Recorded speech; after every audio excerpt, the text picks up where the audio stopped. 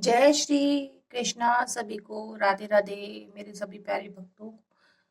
आज हम इस वीडियो में जानेंगे कि श्री कृष्ण भगवान कैसे उनके बैकुंठ गमन में हो गए थे। और बहुत सारे मन में सवाल उठते हैं, तो आज आपके शायद इन सवालों का शायद आंसर आपको मिल जाए। आज के इस वीडियो में हम सनातन धर्म के सबसे भावुक कर देने वाले प्रसंग के बारे में जानेंगे। श्री कृष्ण का बैकुंठ गमन। आखिर क्यों सर्वशक्तिमान होते हुए भी श्री भगवान कृष्ण ने एक शिकारी का बाण को स्वीकार किया? क्या यह गांधारी के एक श्राप का फल या पिछले जन्म का कोई हिसाब था? तो आप आज इस वीडियो में जानेंगे गांधारी ने कृष्ण को क्या श्राप दिया था, मूसल कांड क्या था, और यदुवंश का नाश कैसे हुआ, शिकारी जरा और बाली का संबंध, और द्वारका के समुद्र में डूबने की कहानी। अगर आपको ये जानकारी पसंद आए तो आप प्लीज लाइक कीजिए, सब्सक्राइब कीजिए, और ऐसे ही पौराणिक कथाओं के लिए हमारे चैनल को सब्सक्राइब करना ना भूलें। तो हम शुरू करते हैं आज हमारी कहानी। श्री कृष्ण की मृत्यु की कथा महाभारत और पौराणिक ग्रंथों में बहुत ही विस्तार से दी गई है। उनकी मृत्यु कोई सामान्य मृत्यु नहीं थी, बल्कि एक सुनियोजित लीला थी। गांधारी का श्राप क्या था? महाभारत युद्ध की समाप्ति के बाद जब कौरवों का नाश हो गया, तो माता गांधारी अत्यंत दुखी और क्रोधित थी। उन्होंने कृष्ण को एक विनाश का उत्तरदायी माना और श्राप दिया कि जिस प्रकार उनके कुल का नाश हुआ है, उसी प्रकार 36 वर्षों बाद कृष्ण के यदुवंश का भी अंत हो जाएगा और कृष्ण की मृत्यु एक साधारण व्यक्ति की तरह होगी। यदुवंश का अंत कैसे हुआ? श्राप के प्रभाव से द्वारका में यदुवंश के लोग आपस में ही लड़ने लगे।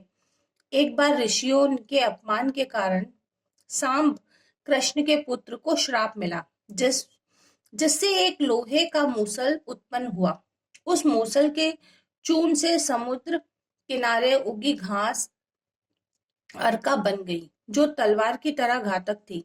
यदुवंशियों ने इसी घास से एक दूसरे पर हमला किया और पूरा वंश समाप्त हो गया। शिकारी जरा का बाण कैसे चला? जय जय श्री कृष्ण।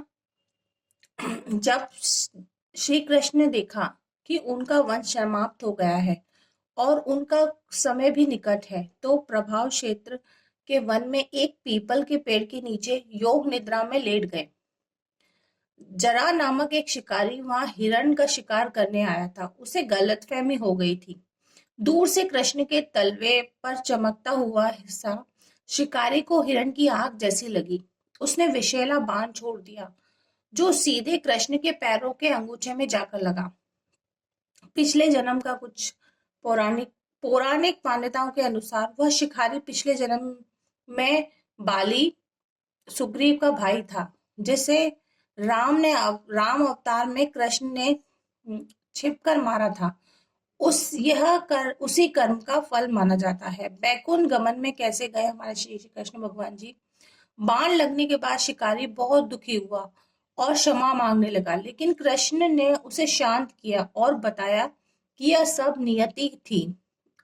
इसके तुरंत बाद श्री कृष्ण ने अपना पार्थिव शरीर त्याग दिया और अपने वास्तविक चतुर्भुज रूप में बैकुंठ धाम लौट गए। उनके जाते ही द्वारका नगरी समुद्र में डूब गई। तो ऐसे थे हमारे कृष्ण भगवान का बैकुंठ गमन, इस तरीके से हुआ था। और हमारे भगवान जी तो बतू सबकी रक्षा करते हैं। अगर आपको उनका बतू वो कर उन पर विश्वास है, तो वो आपके हर काम को पूरा करेंगे। और आपको अगर हमारी कहानी अच्छी लगी हो तो कमेंट करिए, शेयर कीजिए और लाइक कीजिए। और सभी प्रेम से आखिरी में बोलिए जय श्री कृष्णा। राधे राधे राधे राधे।